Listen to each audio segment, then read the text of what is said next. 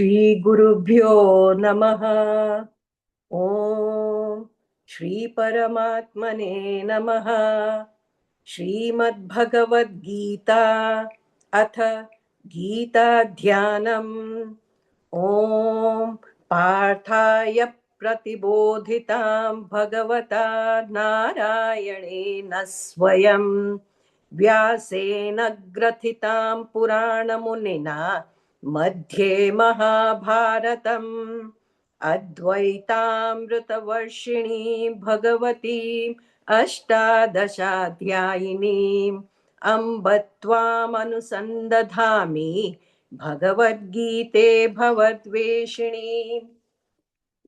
नमोऽस्तु ते व्यासविशालबुद्धे फुल्लारविन्दायतपत्रनेत्र येन त्वया भारततैलपूर्णः प्रज्वालितो ज्ञानमयः प्रदीपः। प्रपन्नपारिजाताय स्तोत्रवेत्रैकपाणये ज्ञानमुद्राय कृष्णाय गीतामृतदुहे नमः। वसुदेवसुतं देवं कंसचाणूरमर्दनं देवकी परमानन्दं कृष्णं वन्दे जगद्गुरुं। भीष्मद्रोणतटा जयद्रथजला गान्धारनीलोत्पला शल्यग्राहवती शल्यग्राहवती कृपेण वहनी कर्णेन वेलाकुला। अश्वत्थामविकर्णघोरमकरा दुर्योधनावर्तिनी सोत्तीर्णा खलु पाण्डवैरणनदी कैवर्तकः केशवः। पाराशर्यवचः सरोजममलं गीतार्थगन्धोत्कटं नानाख्यानककेसरं हरिकथा सम्बोधनाबोधितं लोके सज्जन षट्पदैरहरहः पेपीयमानं मुदा भूयात् भारत पंकजं कलिमल प्रध्वंसि न श्रेयसे। मूकं करोति वाचालं पङ्गुल्लङ्घयते गिरिं यत्कृपातमहं वन्दे परमानन्दमाधवम्। गीताशास्त्रमिदं पुण्यं यः पठेत् प्रयतः पुमान् विष्णोः पदमवाप्नोति भयशोकादिवर्जितः। गीताध्ययनशीलस्य प्राणायामपरस्य च नैव सन्ति हि पापानि पूर्वजन्मकृतानि च। मलनिर्मोचनं पुंसां जलस्नानं दिने दिने सकृद्गीताम्भसि स्नानं संसारमलनाशनम्। गीता सुगीता कर्तव्या किमन्यैः शास्त्रविस्तरैः या स्वयं पद्मनाभस्य मुखपद्मात् विनिसृता। भारतामृतसर्वस्वं विष्णोर्वक्त्रात् विनिसृतम्। गीता गङ्गोदकं पीत्वा पुनर्जन्म न विद्यते। सर्वोपनिषदो गावः सर्वोपनिषदगा सर्वोपनिषदो गावः दोग्धा गोपालनन्दनः पार्थो वत्सः सुधीर्भोक्ता दुग्धं गीतामृतं महत्। एकं शास्त्रं देवकी पुत्रगीतम् एको देवो देवकी पुत्र एव एको मन्त्रस्तस्य नामानि यानि कर्माप्येकं तस्य देवस्य सेवा। शान्ताकारं भुजगशयनं पद्मनाभं सुरेशं विश्वाधारं गगनसदृशं मेघवर्णं शुभांगं लक्ष्मीकान्तं कमलनयनं योगिभिर्ध्यानगम्यं वन्दे विष्णुं भवभयहरं सर्वलोकैकनाथं। यं ब्रह्मा वरुणेन्द्ररुद्रमरुतः स्तुन्वन्ति दिव्यैस्तवैः वेदैः साङ्गपदक्रमोपनिषदैः गायन्ति यं सामगाः ध्यानावस्थिततद्गतेन मनसा पश्यन्ति यं योगिनः यस्यान्तन्न विदुःसुरासुरगणाः देवाय तस्मै नमः इति श्रीगीताध्यानं सम्पूर्णम्।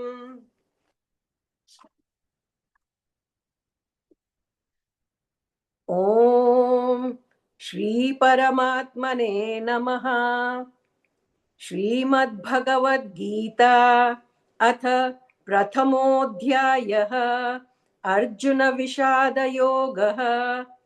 धृतराष्ट्र उवाच धर्मक्षेत्रे कुरुक्षेत्रे समवेतायुयुत्सवः मामकाः पाण्डवश्चैव किमकुर्वत सञ्जय।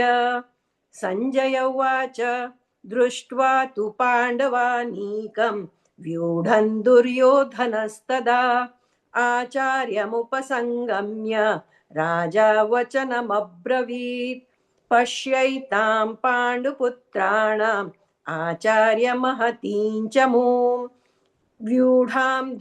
व्यूढां द्रुपदपुत्रेण तव शिष्येण धीमता अत्र शूरा महेश्वासाः भीमार्जुनसमायुधि युयुधानो विराटश्च द्रुपदश्च महारथः धृष्टकेतुश्चेकितानः काशीराजश्च वीर्यवान् पुरुजित्कुन्तिभोजश्च शैब्यश्च नरपुङ्गवः युधामन्युश्च विक्रान्तः उत्तमौजाश्च वीर्यवान् सौभद्रो द्रौपदेयाश्च सर्व एव महारथाः अस्माकं तु विशिष्टाये तान् निबोधद्विजोत्तमा नायका मम सैन्यस्य संज्ञार्थं तान् ब्रवीमि ते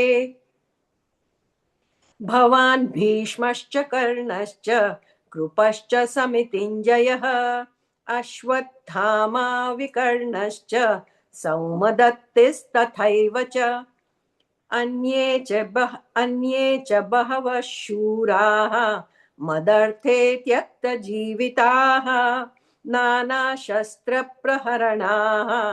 सर्वे युद्धविशारदाः अपर्याप्तं तदस्माकं बलं भीष्माभिरक्षितं पर्याप्तं त्विदमेतेषां बलं भीमाभिरक्षितम् अयनेषु च सर्वेषु यथा भागमवस्थिताः भीष्ममेवाभिरक्षन्तु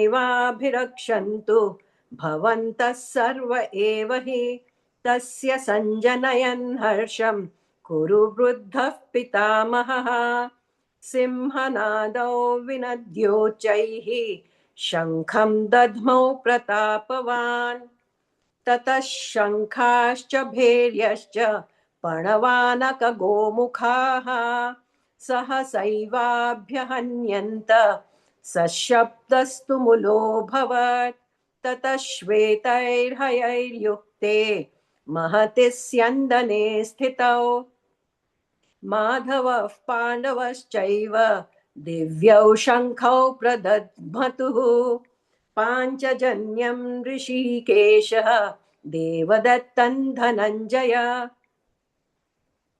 पौण्ड्रं दध्मौ महाशङ्खं भीमकर्मावृकोदरः अनन्तविजयं राजा कुन्तीपुत्रो युधिष्ठिरः नकुलः सह देवश्च सुघोषमणिपुष्पकौ काश्यश्च परमेश्वासः शिखण्डी च महारथः धृष्टद्युम्नो विराटश्च सात्यकिश्चापराजितः द्रुपदो द्रौपदेयाश्च सर्वशः पृथिवीपते सौभद्रश्च महाबाहुः शङ्खान् दद्मुः पृथक् पृथक् सघोषो धार्तराष्ट्राणाम् हृदयान्युव्यदारयत् नभश्च पृथिवीं चैव तुमुलो व्यनुनादयन् अथौ व्यवस्थितान् दृष्ट्वा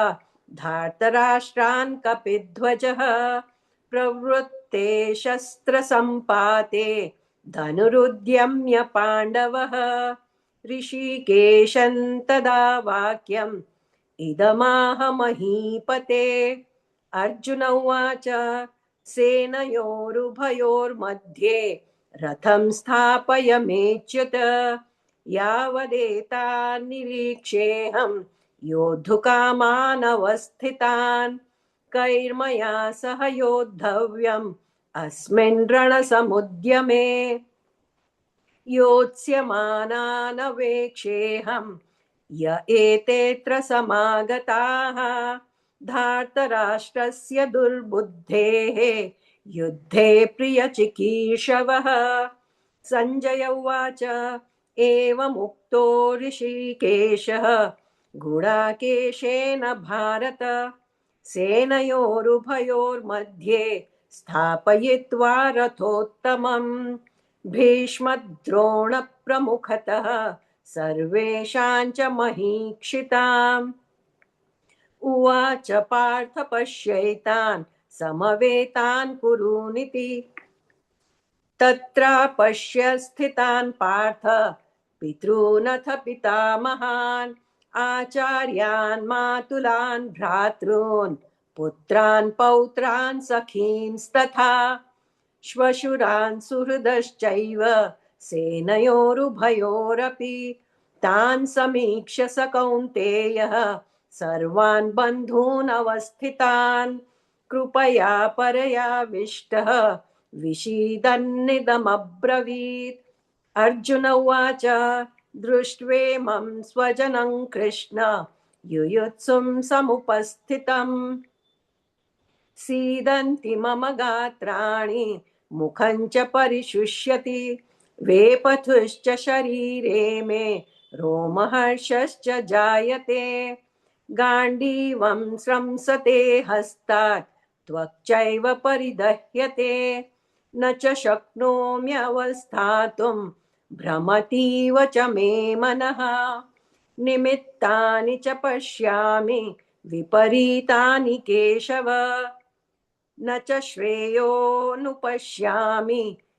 हत्वा स्वजनमाहवे न काङ्क्षे विजयं कृष्ण न च राज्यं सुखानि च किन्नो राज्येन गोविन्द किं भोगैर्जीवितेन वा येषामर्थे काङ्क्षितन्नः राज्यं भोगाः सुखानि च तयिमेव स्थिता युद्धे प्राणान् त्यक्त्वा धनानि च आचार्याः पितरः पुत्राः तथैव च पितामहाः मातुलाः श्वशुराः पौत्राः श्यालाः सम्बन्धिनस्तथा एतान्न हन्तुमिच्छामि घ्नतोऽपि मधुसूदन अपि त्रैलोक्यराज्यस्य हेतुः किन्नु मही कृते निहत्य धार्तराष्ट्रान्नः का प्रीतिः स्याज्जनार्दन पापमेवाश्रयेदस्मान् हत्वैतानाततायिनः तस्मान्नर्हा वयं हन्तुं धार्तराष्ट्रान् स्वबान्धवान् स्वजनं हि कथं हत्वा सुखिनः स्याम माधव यद्यप्येतेन पश्यन्ति लोभोपहत चेतसः कुलक्षयकृतं दोषं मित्रद्रोहे च पातकम् कथन्न ज्ञेयमस्माभिः पापादस्मान्निवर्तितुं कुलक्षयकृतं दोषं प्रपश्यद्भिर्जनार्दन कुलक्षये प्रणश्यन्ति कुलधर्माः सनातनाः धर्मे नष्टे कुलं कृत्स्नम् अधर्मोऽभिभवत्युत अधर्माभिभवात् कृष्ण प्रदुष्यन्ति कुलस्त्रियः स्त्रीषु दुष्टासु वार्ष्णेय जायते वर्णसङ्करः संकरो नरकायैव कुलज्ञानाङ्कुलस्य च पतन्ति पितरो येषां लुप्तपिण्डोदकक्रियाः दोषैरेतैः कुलज्ञानां वर्णसङ्करकारकैः उत्साद्यन्ते जातिधर्माः कुलधर्माश्च शाश्वताः उत्सन्नकुलधर्माणां मनुष्याणां जनार्दन नरके नियतौ वासः भवतीत्यनुशुश्रुमा अहो बत महत्पापं कर्तुं व्यवसिता वयं यद्राज्यसुखलोभेन हन्तुं स्वजनमुद्यताः यदि मामप्रतीकारम् अशस्त्रं शस्त्रपाणयः धार्तराष्ट्रारणे हन्युः तन्मे क्षेमतरं भवेत्। संजय उवाच एवमुक्त्वार्जुनः सङ्ख्ये रथोपस्थौपाविशत् विसृज्य सशरं चापं शोकसंविघ्नमानसः ॐ तत्सदिति श्रीमद्भगवद्गीतासु उपनिषत्सु ब्रह्मविद्यायां योगशास्त्रे श्रीकृष्णार्जुनसंवादे अर्जुनविषादयोगो नाम प्रथमोऽध्यायः। ॐ श्रीपरमात्मने नमः। अथ द्वितीयोऽध्यायः सांख्ययोगः। संजय उवाच तन्तथा कृपयाविष्टम् अश्रुपूर्णाकुलेक्षणं विषीदन्तमिदौ वाक्यम् उवाच मधुसूदनः। श्रीभगवानुवाच कुतस्त्वाकश्मलमिदं विषमे समुपस्थितम् अनार्यजुष्टमस्वर्ग्यम् अकीर्तिकरमर्जुन क्लैब्यं मास्मगमः पार्थ नैतत्त्वय्युपपद्यते क्षुद्रं हृदय दौर्बल्यं त्यक्त्वोत्तिष्ठ परन्तप। अर्जुन उवाच कथं भीष्ममहं सङ्ख्ये द्रोणं च मधुसूदन इषुभिः प्रतियोत्स्यामि पूजार्हा वरिसूदन गुरून् हत्वा हि महानुभावान् श्रेयो भोक्तुं भैक्षमपीह लोके हत्वार्थकामांस्तु गुरूनिहैव भुञ्जीय भोगान् रुधिरप्रदिग्धान् न चैतद्विद्मः कतरन्नो गरीयः यद्वा जयेम यदि वा नो जयेयुः यानेव हत्वा न जिजीविषामः तेव स्थिताः प्रमुखे धार्तराष्ट्राः कार्पण्यदोषोपहतः स्वभावः पृच्छामि त्वां धर्मसम्मूढचेताः यच्छ्रेयस्यान्निश्चितं ब्रूहि तन्मे शिष्यस्तेऽहं शाधि मां त्वां प्रपन्नम् न हि प्रपश्यामि ममापनुद्यात् यच्छोकमुच्छोषणमिन्द्रियाणाम् अवाप्य भूमा वसपत्नं रुद्धं राज्यं सुराणामपि चाधिपत्यम्। संजय उवाच एवमुक्त्वा ऋषिकेशं गुडाकेशः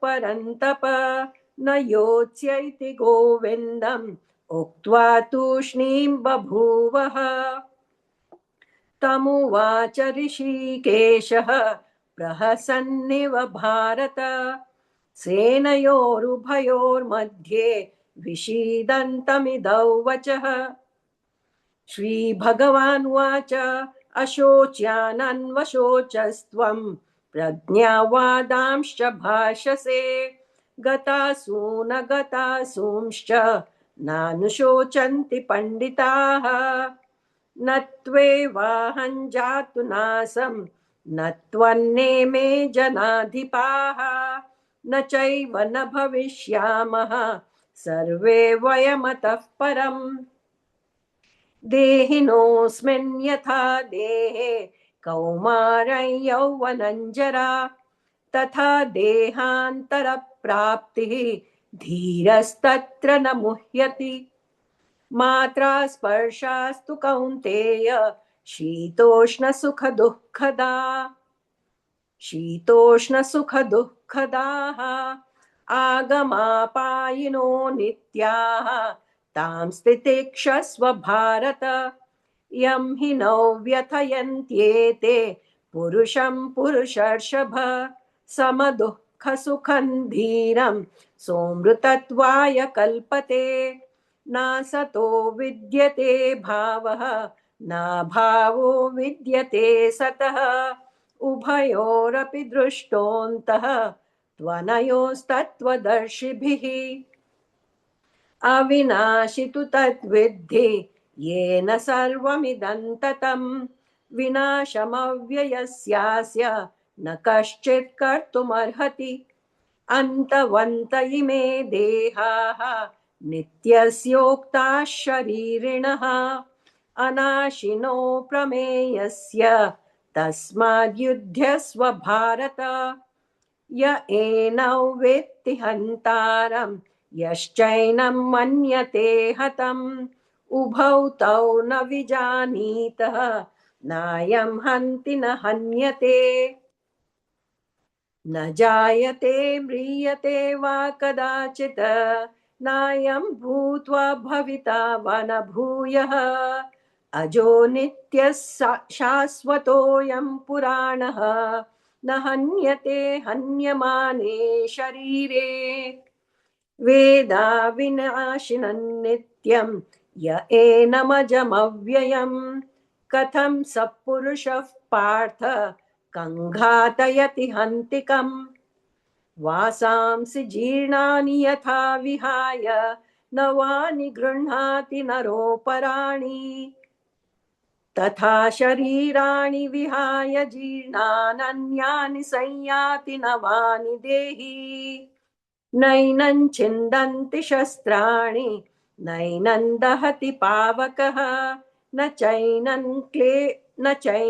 क्लेदयन्त्यापः न शोषयति मारुतः अच्छेद्योऽयमदाह्योऽयम् अक्लेद्यो शोष्य एव च नित्यः सर्वगतस्थाणुः अचलोऽयं सनातनः अव्यक्तोऽयमचिन्त्योऽयम् अविकार्योऽयमुच्यते तस्मादेवौ विदित्वैनं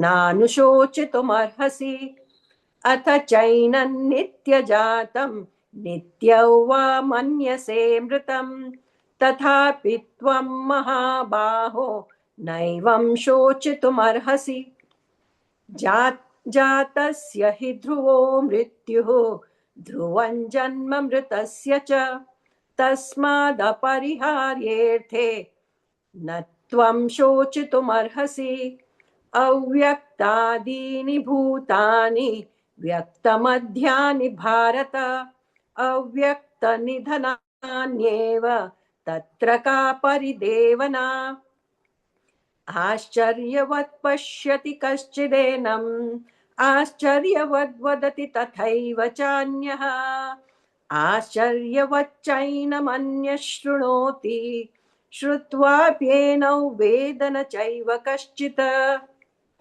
देहि नित्यमवध्योऽयं देहे सर्वस्य भारत तस्मात् सर्वाणि भूतानि न त्वं शोचितुमर्हसि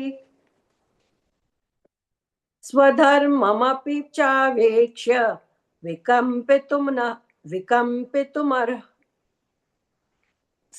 स्वधर्ममपि चावेक्ष्य न विकम्पितुमर्हसि धर्म्याधियुद्धात् श्रेयोऽन्यत् क्षत्रियस्य न विद्यते यदृच्छया चोपपन्नं स्वर्गद्वारमपावृतम् सुखिनः क्षत्रियाः पार्थ लभन्ते युद्धमीदृशम् अथ चेत्त्वमिमं धर्म्यं सङ्ग्रामं न करिष्यसि ततः स्वधर्मं कीर्तिं च हित्वा पापमवाप्स्यसि अकीर्तिं चापि भूतानि कथयिष्यन्ति ते व्ययाम् सम्भावितस्य चाकीर्तिः मरणादतिरिच्यते भयाद्रणादुपरतम्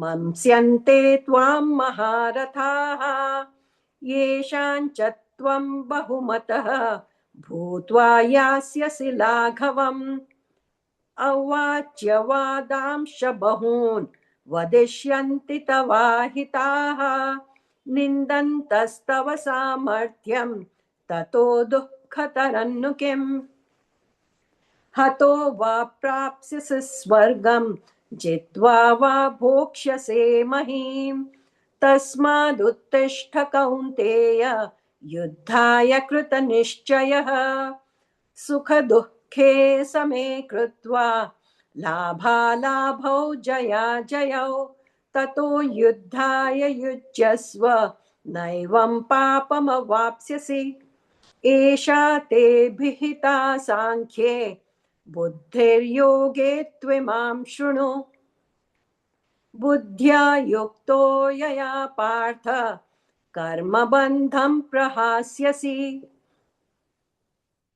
नेहाभिक्रमनाशोऽस्ति प्रत्यवायो न विद्यते स्वल्पमप्यस्य धर्मस्य त्रायते महतो भयात् व्यवसायात्मिका बुद्धिः एकेह कुरु नन्दन बहुशाखा ह्यनन्ताश्च बुद्धयो व्यवसायिनाम् यामिमां पुष्पिता वाचं प्रवदन्त्यविपश्चितः वेदवादरताः पार्थ नान्यदस्तीति वादिनः कामात्मानः स्वर्गपराः जन्मकर्मफलप्रदां क्रियाविशेषबहुलां भोगैश्वर्यगतिं प्रति भोगैश्वर्यप्रसक्तानां तयापहृतचेतसां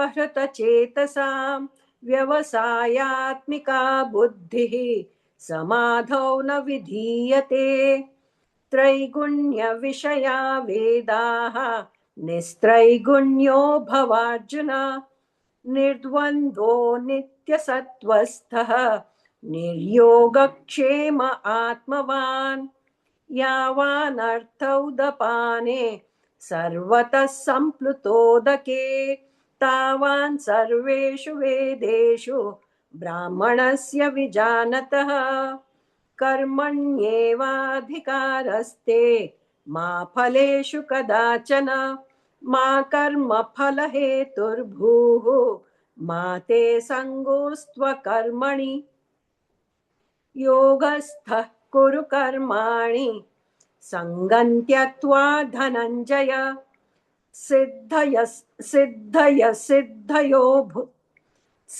सिद्धयो सिद्ध्यसिद्धयो समो भूत्वा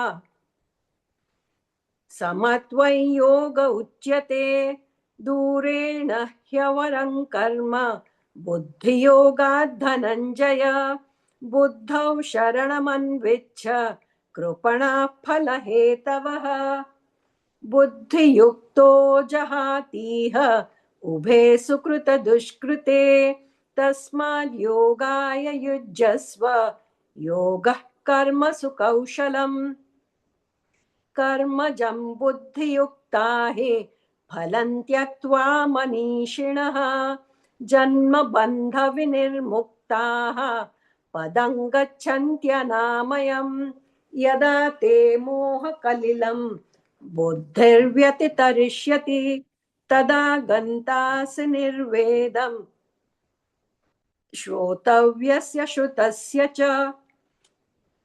श्रुतिविप्रतिपन्ना ते यदा स्थास्यति निश्चला समाधावचला बुद्धिः तदा योगमवाप्स्यसि। अर्जुन उवाच स्थितप्रज्ञस्य का भाषा समाधिस्थस्य केशव स्थितधीः किं प्रभाषेत किमासीतौ व्रजेत किम्। श्रीभगवानुवाच प्रजहाति यदा कामान् सर्वान् पार्थमनोगतान् आत्मन्येवात्मना तुष्टः स्थितप्रज्ञस्तदोच्यते। दुःख दुःखेष्वनुद्विग्नमनाः सुखेषु विगतस्पृहः वीतरागभयक्रोधः स्थितधीर्मुनिरुच्यते। यः सर्वत्रानभिस्नेहः तत्तत्प्राप्य शुभाशुभं नाभिनन्दति न द्वेष्टि तस्य प्रज्ञा प्रतिष्ठिता। यदा संहरते चायं कूर्मोऽङ्गानीव सर्वशः इन्द्रियाणीन्द्रियार्थेभ्यः तस्य प्रज्ञा प्रतिष्ठिता। विषया विनिवर्तन्ते निराहारस्य देहिनः रसवर्जं रसोऽप्यस्य परं दृष्ट्वा निवर्तते।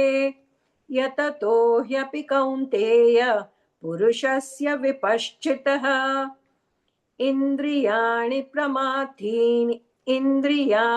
प्रमाथीनि हरन्ति प्रसभं मनः तानि सर्वाणि संयम्य युक्त आसीत मत्परः। वशे हि यस्येन्द्रियाणि तस्य प्रज्ञा प्रतिष्ठिता। ध्यायतो विषयान् पुंसः सङ्गस्तेषूपजायते सङ्गात् सञ्जायते कामः कामात् क्रोधोऽभिजायते सङ्गात् सञ्जायते कामः कामात् क्रोधोऽभिजायते। क्रोधात् भवति सम्मोहः सम्मोहात् स्मृतिविभ्रमः स्मृतिभ्रंशात् बुद्धिनाशः बुद्धिनाशात् प्रणश्यति।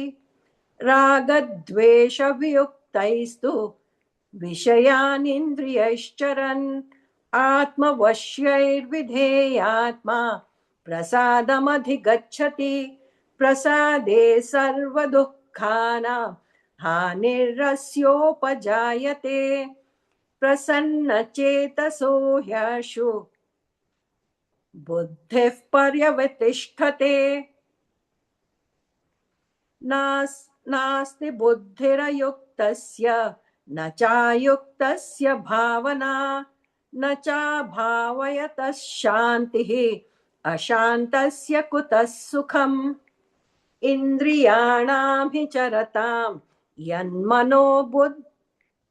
यन्मनोनुविधीयते तदस्य हरति प्रज्ञां वायुर्नावमिवाम्भसि। तस्माद् यस्य महाबाहो निगृहीतानि सर्वशः इन्द्रियाणीन्द्रियार्थेभ्यः तस्य प्रज्ञा प्रतिष्ठिता। या निशा सर्वभूतानां तस्यां जागर्ति संयमी। यस्यां जाग्रति भूतानि सा निशा पश्यतो मुनेः। आपूर्यमाणमचलप्रतिष्ठं समुद्रमापः प्रविशन्ति यद्वत् तद्वत् कामायं प्रविशन्ति सर्वे स शान्तिमाप्नोति न कामकामी। विहाय कामान्यः सर्वान् पुमांश्चरति निःस्पृहः निर्ममो निरहङ्कारः स शान्तिमधिगच्छति। एषा ब्राह्मी स्थितिः पार्थ नैनां प्राप्य विमुह्यति। स्थित्वा स्यामन्तकालेऽपि ब्रह्मनिर्वाणमृच्छति। ॐ तत्सदिति श्रीमद्भगवद्गीतासु उपनिषत्सु ब्रह्मविद्यायां योगशास्त्रे श्रीकृष्णार्जुनसंवादे सांख्ययोगो नाम द्वितीयोऽध्यायः। ॐ श्रीपरमात्मने नमः। अथ तृतीयोऽध्यायः। कर्मयोगः। अर्जुन उवाच ज्ञायसि चेत् कर्मणस्ते मता बुद्धिर्जनार्दन तत्किं कर्मणि घोरे मां नियोजयसि केशव। व्यामिश्रेणेव वाक्येन बुद्धिं मोहयसीव मे तदेकौ वद निश्चित्य येन श्रेयोऽहमाप्नुयाम्।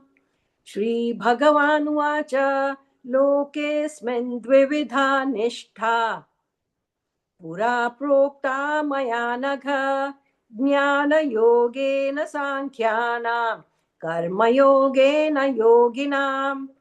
न कर्मणामनारम्भात् नैष्कर्म्यं पुरुषोऽश्नुते न च सन्न्यसनादेव सिद्धिं समधिगच्छति। न हि कश्चित् क्षणमपि जातु तिष्ठत्य कर्मकृत् कार्यते ह्यवशः कर्म सर्वः प्रकृतिजैर्गुणैः। कर्मेन्द्रियाणि संयम्य य आस्ते मनसा स्मरन् इन्द्रियार्थान् विमूढात्मा मिथ्याचारः स उच्यते। यस्त्विन्द्रियाणि मनसा नियम्य नियम्यारभतेऽर्जुन कर्मेन्द्रियः कर्मयोगम् असक्तः स विशिष्यते। नियतं कुरु कर्म त्वं कर्म ज्यायो ह्यकर्मणः शरीरयात्रापि च ते न प्रसिद्ध्येद कर्मणः। यज्ञार्थात् कर्मणोऽन्यत्र लोकोऽयं कर्म बन्धनः तदर्थं कर्म कौन्तेय मुक्तसङ्गः समाचर। सह यज्ञाः प्रजा सृष्ट्वा पुरोवाच प्रजापतिः अनेन प्रसविष्यध्वम् एष वोस्त्विष्टकामधुक् देवान् भावयतानेन ते देवा भावयन्तु वः परस्परं भावयन्तः श्रेयः परमवाप्स्यथ। इष्टान् भोगान् हि वो देवाः दास्यन्ते यज्ञभाविताः तैर्दत्तानप्रदायैभ्यः यो भुङ्क्तेस्तेन एव सः। यज्ञशिष्टाशिनः सन्तः मुच्यन्ते सर्वकिल्बिषैः भुञ्जते ते त्वघं पापाः ये पचन्त्यात्मकारणात्। अन्नात् भवन्ति भूतानि पर्जन्यात् अन्नसम्भवः यज्ञात् भवति पर्जन्यः यज्ञः कर्मसमुद्भवः। कर्म ब्रह्मोद्भवौ विद्धि ब्रह्माक्षरसमुद्भवम् तस्मात् सर्वगतं ब्रह्म नित्यं यज्ञे प्रतिष्ठितम्। एवं प्रवर्तितं चक्रं नानुवर्तयतीह यः अघायुरिन्द्रियारामः मोघं पार्थ स जीवति। यस्त्वात्मरतिरेव स्यात् आत्मतृप्तश्च मानवः आत्मन्येव च सन्तुष्टः तस्य कार्यं न विद्यते। नैव तस्य कृतेनार्थ नाकृते नेह कश्चन न चास्य सर्वभूतेषु कश्चिदर्थौ व्यपाश्रयः। तस्मादसक्तः सततं कार्यं कर्म समाचर। असक्तो ह्याचरन् कर्म परमाप्नोति पूरुषः कर्मणैव हि संसिद्धिम् आस्थिता जनकादयः लोकसङ्ग्रहमेवापि सम्पश्यन् कर्तुमर्हसि यद्यदाचरति श्रेष्ठः तत्तदेवेतरो जनः स यत्प्रमाणं कुरुते लोकस्तदनुवर्तते ये मे पार्थास्ति कर्तव्यं त्रिषु लोके न मे पार्थास्ति कर्तव्यं त्रिषु लोकेषु किंचन नानवाप्तमवाप्तव्यं वर्त एव च कर्मणि यदि ह्यहन्न वर्तेयं जातु कर्मण्यतन्द्रितः मम वर्त्मानुवर्तन्ते मनुष्याः पार्थ सर्वशः उत्सीदेयुरिमे लोकाः न कुर्यां कर्म चेदहं संकरस्य च कर्ता स्याम् उपहन्यामि माः प्रजाः सक्तः कर्मण्य विद्वांसः यथा कुर्वन्ति भारत कुर्याद् विद्वांस्तथा सक्तः चिकीर्षुर्लोकसङ्ग्रहम् न बुद्धिभेदं च नयेत् अज्ञानां कर्मसङ्गिनाम् जोषयेत् सर्वकर्माणि विद्वान् युक्तः समाचरन् प्रकृतिः क्रियमाणानि गुणैः कर्माणि सर्वशः अहंकार विमूढात्मा कर्ताहमिति मन्यते तत्त्ववित्तु महाबाहो गुणकर्म विभागयोः गुणा गुणेषु वर्तन्ते इति मत्वा न सज्जते प्रकृतेर्गुणसम्मूढाः सज्जन्ते गुणकर्मसु तान् कृत्स्नविदो मन्दान् कृत्स्नविन्न विचालयेत् मयि सर्वाणि कर्माणि सन्न्यस्याध्यात्मचेतसा निराशीर्निर्ममो भूत्वा युध्यस्व विगतज्वरः ये मे मतमिदं नित्यं न ये मे मतमिदं नित्यम् अनुतिष्ठन्ति मानवाः श्रद्धावन्तो न सूयन्तः मुच्यन्ते तेऽपि कर्मभिः ये त्वेतदभ्यसूयन्तः नानुतिष्ठन्ति मे मतम् सर्वज्ञानविमूढांस्तान् विद्धि नष्टान् चेतसः सदृशं चेष्टते स्वस्याः प्रकृतेर्ज्ञानवानपि प्रकृतिं यान्ति भूतानि निग्रहः किं करिष्यति इन्द्रियस्येन्द्रियस्यार्थे रागद्वेषौ व्यवस्थितौ तयोर्न वशमागच्छेत् तौ ह्यस्य परिपन्थिनौ श्रेयान् स्वधर्मो विगुणः परधर्मात् स्वनुष्ठितात् स्वधर्मे निधनं श्रेयः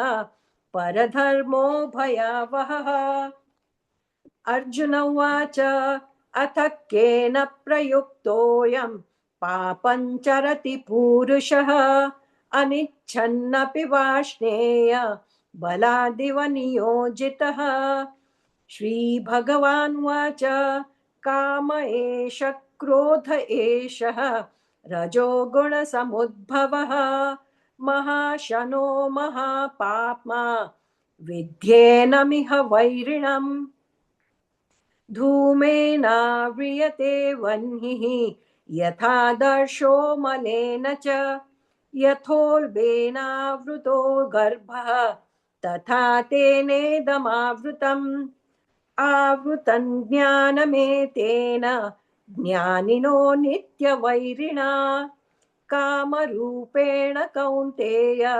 दुष्पुरेणानलेन च इन्द्रियाणि मनो बुद्धिः अस्याधिष्ठानमुच्यते एतैर्विमोहयत्येषः ज्ञानमावृत्य देहिनम् तस्मात् त्वमिन्द्रियाण्यादौ नियम्य भरतर्षभ पापं पाप्मानं प्रजह्येनं ज्ञानविज्ञाननाशनम् इन्द्रियाणि पराण्याहुः इन्द्रियेभ्यः परं मनः मनसस्तु परा बुद्धिः यो बुद्धेः परतस्तु सः एवं बुद्धेः परं बुद्ध्वा संस्थभ्यात्मानमात्मना जहि शत्रुं महाबाहो कामरूपं दुरासदम् ॐ तत्सदिति श्रीमद्भगवद्गीतासु उपनिषत्सु ब्रह्मविद्यायां योगशास्त्रे श्रीकृष्णार्जुनसंवादे कर्मयोगो नाम तृतीयोऽध्यायः। ॐ श्रीपरमात्मने नमः। अथ चतुर्थोऽध्यायः ज्ञानकर्मसन्न्यासयोगः। श्रीभगवानुवाच इमौ विवस्वते योगं प्रोक्तवानहमव्ययम् विवस्वान्मनवे प्राह मनुरीक्ष्वाकवे ब्रवीत् एवं परम्परा प्राप्तम् इमं राजर्षयो विदुः सकाले नेह महता योगो नष्टः परन्तप स एवायं मया तेद्य योगः प्रोक्तः पुरातनः भक्तोऽसि मे सखा चेति रहस्यं ह्येतदुत्तमम्। अर्जुन उवाच अपरं भवतो जन्म परं जन्म विवस्वतः कथमेतद्विजानीयाम् त्वमादौ प्रोक्तवानिति। श्रीभगवानुवाच बहूनि मे व्यतीतानि जन्मानि तव चार्जुन तान्यहं वेद सर्वाणि न त्ववेत्थ परन्तप अजोऽपि सन्नव्ययात्मा भूतानामीश्वरोऽपि सन् प्रकृतिं स्वामधिष्ठाय सम्भवाम्यात्ममायया यदा यदा हि धर्मस्य ग्लानिर्भवति भारत अभ्युत्थानमधर्मस्य तदात्मानं सृजाम्यहम् परित्राणाय साधूनां विनाशाय च दुष्कृतां धर्म संस्थापनार्थाय संभवामि युगे युगे जन्म कर्म च मे दिव्यम् एवं वेत्ति तत्त्वतः त्यक्त्वा देहं पुनर्जन्म नैति मामेति सोऽर्जुन वीतरागभयक्रोधाः मन्मया मामुपाश्रिताः बहवो ज्ञानतपसा पूता मद्भावमागताः ये यथा मां प्रपद्यन्ते तांस्तथैव भजाम्यहम् मम वर्त्मानुवर्तन्ते मनुष्याः पार्थ सर्वशः काङ्क्षन्तः कर्मणां सिद्धिं यजन्त इह देवताः क्षिप्रं हि मानुषे लोके सिद्धिर्भवति कर्मजा चातुर्वर्ण्यं मया सृष्टं गुणकर्म विभागशः तस्य कर्तारमपि मां विद्यकर्तारमव्ययम् न मां कर्माणि लिम्पन्ति न मे कर्मफले स्पृहा इति मायोभिजानाति कर्मभिर्न स बध्यते एवं ज्ञात्वा कृतं कर्म पूर्वैरपि मुमुक्षुभिः कुरु कर्मैव तस्मात् त्वं पूर्वैः पूर्वतरं कृतं किं कर्म किमकर्मेति कवयोऽप्यत्र मोहिताः तत्ते कर्म प्रवक्ष्यामि यज्ञात्वा मोक्ष्यसे शुभात् कर्मणो ह्यपि बोद्धव्यं च विकर्मणः अकर्मणश्च बोद्धव्यं गहना कर्मणो गतिः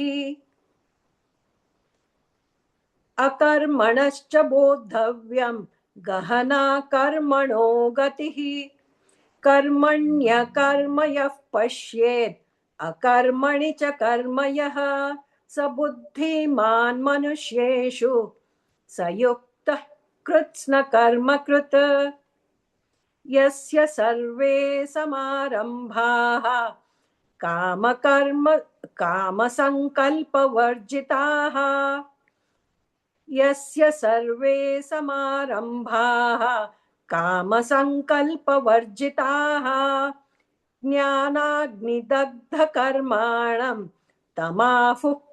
तमाहुः पण्डितं बुधाः त्यक्त्वा कर्मफलासङ्गं नित्यतृप्तो निराश्रयः कर्मण्यभिप्रवृत्तोऽपि नैव किञ्चित् करोति सः निराशीर्यत चित्तात्मा त्यक्तसर्वपरिग्रहः शारीरं केवलं कर्म कुर्वन्नाप्नोति किल्बिषम् यदृच्छालाभसन्तुष्टः द्वन्द्वातीतो विमत्सरः समसिद्धावसिद्धौ च कृत्वापि न निबध्यते गतसङ्गस्य मुक्तस्य ज्ञानावस्थितचेतसः यज्ञायाचरतः कर्म समग्रं प्रविलीयते ब्रह्मार्पणं ब्रह्महविः ब्रह्माग्नौ ब्रह्मणाहुतं ब्रह्मैव तेन गन्तव्यं ब्रह्मकर्म समाधिना दैवमेवापरे यज्ञं योगिनः पर्युपासते ब्रह्माज्ञावपरे यज्ञं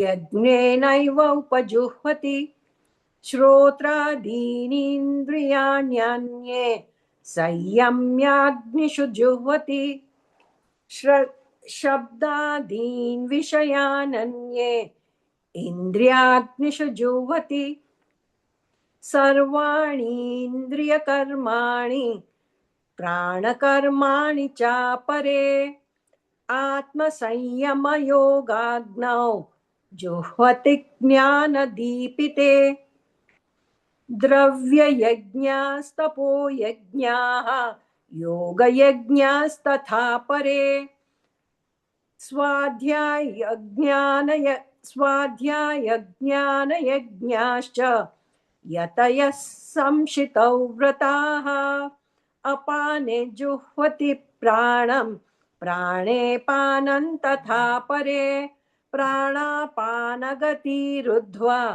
प्राणायामपरायणाः अपरे नियताहाराः प्राणान् प्राणेषु जुह्वति सर्वेऽप्येते यज्ञविदः यज्ञक्षपितकल्मषाः यज्ञशिष्टामृतभुजः यान्ति ब्रह्म सनातनम् नायल्लोकोऽस्त्य यज्ञस्य कुतोऽन्यः कुरु सत्तमा एवं बहुविधा यज्ञाः वितता ब्रह्मणो मुखे कर्मजान् विद्धितान् सर्वान् एवैज्ञात्वा विमोक्ष्यसे श्रेयान् द्रव्यमयात् यज्ञात् ज्ञानयज्ञः परन्तप सर्वं कर्माखिलं पार्थ ज्ञाने परिसमाप्यते तद् तद्विद्धि प्रणिपातेन परिप्रश्नेन सेवया उपदेक्ष्यन्ति ते ज्ञानं ज्ञानिनस्तत्त्वदर्शिनः यज्ञात्वा न पुनर्मोहम् एवैयास्यसि पाण्डव येन भूतान्यशेषेण द्रक्ष्यस्यात्मन्यथो मयि अपि चेदसि पापेभ्यः सर्वेभ्यः पापकृत्तमः सर्वं ज्ञानप्लवेनैव रुजिनं सन्तरिष्यसि सर्वं ज्ञानप्लवेनैव रुजिनं सन्तरिष्यसि यथैधांसि समिद्धोऽग्निः भस्मसात् कुरुतेऽर्जुन ज्ञानाग्निः सर्वकर्माणि भस्मसात् कुरुते तथा न हि ज्ञानेन सदृशं पवित्रमिह विद्यते तत्स्वयं योगसंसिद्धः कालेनात्मनि विन्दति श्रद्धावान् लभते ज्ञानं तत्परः संयतेन्द्रियः ज्ञानं लब्ध्वा परां शान्तिम् अचिरेणाधिगच्छति अज्ञश्च श्रद्धधानश्च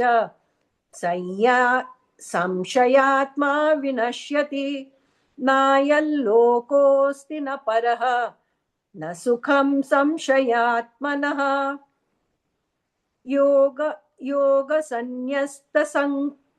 योगसन्न्यस्तकर्माणं ज्ञानसञ्छिन्न संशयम् आत्मवन्तन्न कर्माणि निबध्नन्ति धनञ्जय तस्मात् अज्ञानसम्भूतं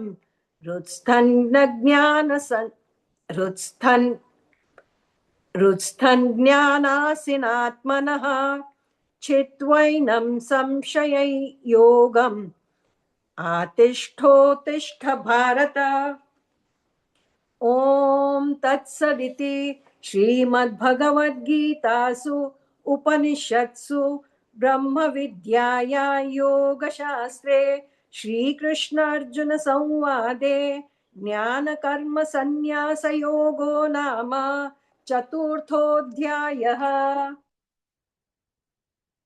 ॐ श्रीपरमात्मने नमः। अथ पञ्चमोऽध्यायः कर्मसन्न्यासयोगः। अर्जुन उवाच सन्न्यासं कर्मणां कृष्ण पुनर्योगं च शंससि यच्छ्रेय एतयोरेकं तन्मे ब्रूहि सुनिश्चितम्। श्रीभगवानुवाच सन्न्यासः कर्मयोगश्च निःश्रेयसकरावुभौ तयोस्तु कर्मसन्न्यासात् कर्मयोगो विशिष्यते ज्ञेयः स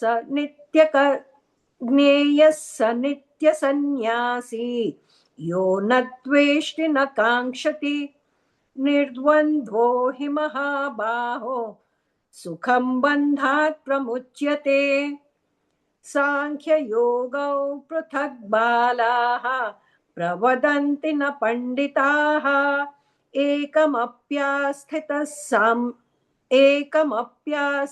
सम्यक् उभयोर्विन्दते फलम् यत्साङ्ख्यैः प्राप्यते स्थानं तद्योगैरपि गम्यते एकं साङ्ख्यं च योगं च यः पश्यति स पश्यति सन्न्यासस्तु महाबाहो दुःखमाप्तुमयोगतः योगयुक्तो मुनिर्ब्रह्मा न चिरेणाधिगच्छति। योगयुक्तो विशुद्धात्मा विजितात्मा जितेन्द्रियः सर्वभूतात्मभूतात्मा कुर्वन्नपि न लिप्यते। नैव किञ्चित् करोमीति युक्तो मन्येत तत्त्ववित्। पश्यन् शृण्वन् स्पृशन् जिघ्रन् अश्नन् गच्छन् स्वपन् श्वसन् प्रलपन् विसृजन् गृह्णन् उन्मिषन् निमिषन्नपि इन्द्रियाणीन्द्रियार्थेषु वर्तन्त इति धारयन् ब्रह्मण्याधाय कर्माणि सङ्गं त्यक्त्वा करोति यः लिप्यते न स पापेन पद्मपत्रमिवाम्भसा। कायेन मनसा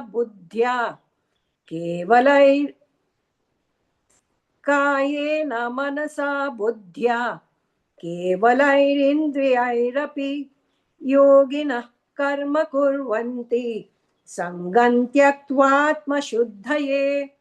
युक्तः कर्मफलं त्यक्त्वा शान्तिमाप्नोति नैष्ठिकीम्। अयुक्तः कामकारेण फले सक्तो निबध्यते। सर्वकर्माणि मनसा सन्न्यस्यास्ते सुखौ वशी। नवद्वारे पुरे देहि नैव कुर्वन्न कारयन्। न कर्तृत्वं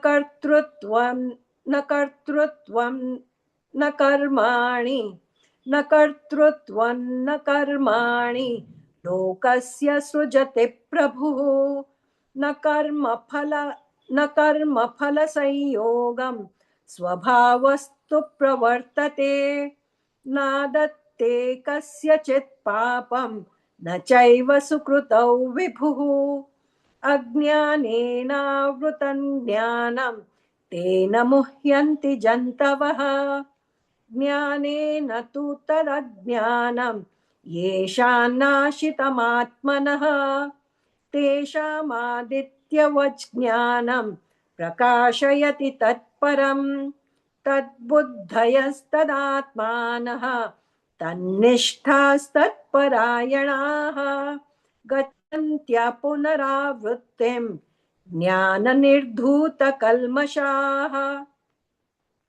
विद्या विनय संपन्ने ब्राह्मणे गविहस्तिनि शुनि चैव श्वपाके च पंडिताः समदर्शिनः। इहैव तैर्जितः सर्गः येषां साम्ये स्थितं मनः। निर्दोषं हि समं ब्रह्म तस्माद् ब्रह्मणि ते स्थिताः। न प्रहृष्येत् प्रियं प्राप्य नो द्विजेत् प्राप्य च प्रियम्। स्थिरबुद्धिरसम्मूढः ब्रह्मविद् ब्रह्मणि स्थितः। बाह्यस्पर्शेष्वसक्तात्मा विन्दत्यात्मनि यत् सुखम्। स ब्रह्मयोगयुक्तात्मा सुखमक्षयमश्नुते। ये हि संस्पर्शजा भोगाः दुःखयोनय एव ते। आद्यन्तवन्तः कौन्तेय न तेषु रमते बुधः। शक्नोति हैव यः सोढुं प्राक्शरीरविमोक्षणात्। कामक्रोधोद्भवौ वेगं स युक्तः स सुखी नरः। योऽन्तः सुखोऽन्तरारामः तथान्तर्ज्योतिरेव यः। स योगी ब्रह्मनिर्वाणं ब्रह्मभूतोऽधिगच्छति। लभन्ते ब्रह्मनिर्वाणं ऋषयः क्षीणकल्मषाः। छिन्नद्वैधायतात्मानः सर्वभूतहिते रताः। क्रोधवियुक्तानां यतीनां यतचेतसाम् अभितो ब्रह्म निर्वाणं वर्तते विदितात्मनाम् स्पर्शान् कृत्वा बहिर्बाह्यान् चक्षुश्चैवान्तरे भ्रुवोः प्राणापानौ समौ कृत्वा नासाभ्यन्तरचारिणौ यतेन्द्रियमनोबुद्धिः मुनिर्मोक्षपरायणः विगतेच्छाभयक्रोधः यः सदा मुक्त एव सः भोक्तारयज्ञतपसां सर्वलोकमहेश्वरं सुहृदं सर्वभूतानां ज्ञात्वा मां शान्तिमृच्छति। ॐ तत्सदिति श्रीमद्भगवद्गीतासु उपनिषत्सु ब्रह्मविद्याया योगशास्त्रे श्रीकृष्णार्जुनसंवादे कर्मसन्न्यासयोगो नाम पञ्चमोऽध्यायः। ॐ श्रीपरमात्मने नमः। अथ षष्ठोऽध्यायः आत्मसंयमयोगः। श्रीभगवानुवाच अनाश्रितः कर्मफलं कार्यं कर्म करोति यः स सन्न्यासी च योगी च न निरग्निर्न चाक्रियः यं सन्न्यासमिति प्राहुः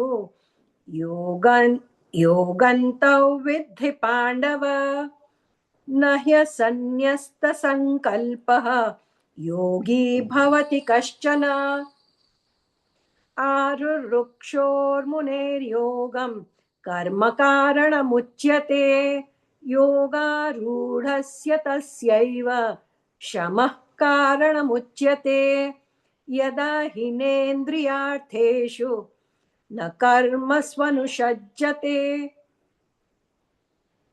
सर्वसङ्कल्पसन्न्यासी योगारूढस्तदोच्यते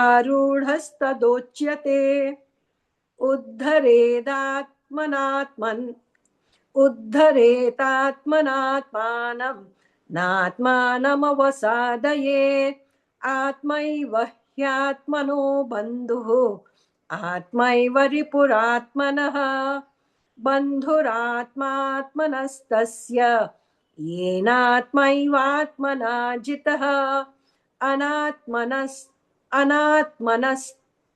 शत्रुत्वे वर्तेतात्मैव शत्रुवत् जितात्मनः प्रशान्तस्य परमात्मा समाहितः शीतोष्णसुखदुःखेषु तथा मानापमानयोः ज्ञानविज्ञानतृप्तात्मा कूटस्थो विजितेन्द्रियः युक्त इत्युच्यते योगी समलोष्टाश्मकाञ्चनः सुहृन्मित्रार्युदासीनमध्यस्थत्वेष बन्धुषु साधुष्वपि च पापेषु सम्बुद्धिर्विशिष्यते योगी युञ्जीत सततम् आत्मानं रहसि स्थितः एकाकीयत चित्तात्मा निराशीरपरिग्रहः शुचौ देशे प्रतिष्ठाप्य स्थिरमासनमात्मनः नात्युच्छ्रितन्नातिनीचं चैलाजिनकुशोत्तरम् तत्रैकाग्रं मनः कृत्वा यतचित्तेन्द्रियक्रियः उपविश्यासने युञ्ज्यात् योगमात्मविशुद्धये समं कायशिरो ग्रीवं धारयन्नचलं स्थिरः सम्प्रेक्ष्य नासिकाग्रं स्वं दिशश्चानवलोकयन् प्रशान्तात्मा विगतभीः ब्रह्मचार्यव्रते स्थितः मनः संयम्य मच्चित्तः युक्त आसीत मत्परः युञ्जन्नेवं सदात्मानं योगी नियतमानसः शान्तिं निर्वाण परमां मत्संस्थामधिगच्छति नात्यश्नतस्तु योगोऽस्ति न चैकान्तमनश्नतः न चाति स्वप्नशीलस्य न चाति स्वप्नशीलस्य जाग्रतो नैव चार्जुन युक्ताहारविहारस्य युक्तचेष्टस्य कर्मसु युक्तस्वप्नावबोधस्य योगो भवति दुःखः यदा विनियतं चित्तम् आत्मन्येवावतिष्ठते निःस्पृहः सर्वकामेभ्यः युक्त इत्युच्यते तदा यथा दीपो निवातस्थः नेङ्गते सोपमा स्मृता योगिनो यतचित्तस्य युञ्जतो योगमात्मनः यत्र परमते चित्तं निरुद्धं योगसेवया यत्र चैवात्मनात्मानं पश्यन्नात्मनि तुष्यति सुखमात्यन्तिकं यत्तद् बुद्धिग्राह्यमतीन्द्रियं वेत्ति यत्र न चैवायं स्थितश्चलति तत्त्वतः यल्लब्ध्वा चापरल्लाभं मन्यते नाधिकं ततः यस्मिन् स्थितो न दुःखेन गुरुणापि विचाल्यते तौ विद्या दुःखसंयोगवियोगयोगसंज्ञितम् स निश्चयेन योक्तव्यः योगो निर्विण्णचेतसा संकल्पप्रभवान् कामान् त्यक्त्वा सर्वान् शेषतः मनसैवेन्द्रियग्रामं विनियम्य समन्ततः शनैः शनैरुपरमेत् बुद्ध्या धृतिगृहीतया आत्मसंस्थं मनः कृत्वा न किञ्चिदपि चिन्तयेत् यतो यतो निश्चरति मनश्चञ्चलमस्थिरं ततस्ततो नियम्यैतद् आत्मन्येव वशन्नयेत् प्रशान्तमनसं ह्येनं योगिनं सुखमुत्तमम् उपैति शान्तरजसं ब्रह्मभूतमकल्मषं युञ्जन्नेवं सदात्मानं योगी विगतकल्मषः सुखेन ब्रह्म संस्पर्शम् अत्यन्तं सुखमश्नुते सर्वभूतस्थमात्मानं सर्वभूतानि चात्मनि ईक्षते योगयुक्तात्मा सर्वत्र समदर्शनः यो मां पश्यति सर्वत्र सर्वं च मयि पश्यति तस्याहं न प्रणश्यामि स च मे न प्रणश्यति सर्वभूतस्थितं यो मां भजत्येकत्वमास्थितः सर्वथा वर्तमानोऽपि स योगी मयि वर्तते आत्मौपम्येन सर्वत्र समं पश्यति योऽर्जुन सुखं वा यदि वा दुःखं स योगी परमो मतः अर्जुन उवाच योऽयं योगस्त्वया प्रोक्तः साम्येन मधुसूदन एतस्याहं न पश्यामि चञ्चलत्वा स्थितिं स्थिरां चञ्चलं हि मनः कृष्ण प्रमाथि बलवदृढम् तस्याहं निग्रहं मन्ये वायोरिव सुदुष्करम्। श्रीभगवानुवाच असंशयं महाबाहो मनो दुर्निग्रहं चलम्। अभ्यासेन तु कौन्तेय वैराग्येण च गृह्यते। असंयतात्मना योगो दुष् असंयतात्मना योगः दुष्प्राप इति मे मतिः। वश्यात्मना तु यतता शक्यो वाप्तुमुपायतः। अर्जुन उवाच अयति श्रद्धयोपेतः योगाच्चलितमानसः अप्राप्य योगसंसिद्धिं काङ्गतिं कृष्ण गच्छति। कच्चिन्नो भयविभ्रष्टः छिन्नाभ्रमिव नश्यति। अप्रतिष्ठो महाबाहो विमूढो ब्रह्मणः पथि। एतन्मे संशयं कृष्ण छेत्ता छेत् एतन्मे संशयं कृष्ण छेत्तुम् अर्हस्य शेषतः। त्वदन्यः संशयस्यास्य छेत्ता न ह्युपपद्यते। श्रीभगवानुवाच पार्थ नैवेह नामुत्र विनाशस्तस्य विद्यते। न हि कल्याणकृत् कश्चित् दुर्गतिं तात गच्छति। प्राप्य पुण्यकृता लोकान् उषित्वा शाश्वती समाः। शुचीनां श्रीमताङ्गेः योगभ्रष्टोऽभिजायते। अथवा योगिनामेव कुले भवति धीमताम्। एतद्धि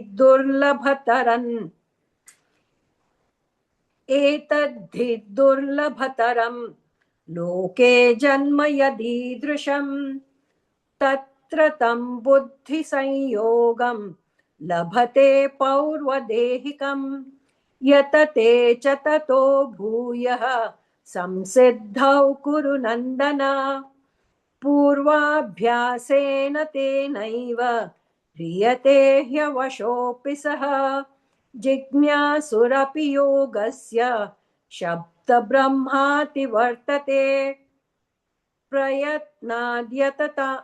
प्रयत्नाद्यतमानस्तु योगी संशुद्ध किल्बिषः। अनेकजन्म संसिद्धः ततो याति पराङ्गतिम्। तपस्विभ्योऽधिको योगी ज्ञानिभ्योऽपि मतोऽधिकः। कर्मेभ्यश्चाधिको योगी तस्माद् योगी भवार्जुन।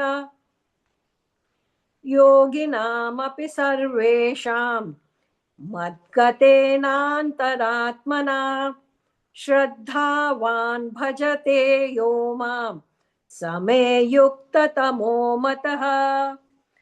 ॐ तत्सदिति श्रीमद्भगवद्गीतासु उपनिषत्सु ब्रह्मविद्याया योगशास्त्रे श्रीकृष्णार्जुनसंवादे आत्मसंयमयोगो नाम षष्ठोऽध्यायः।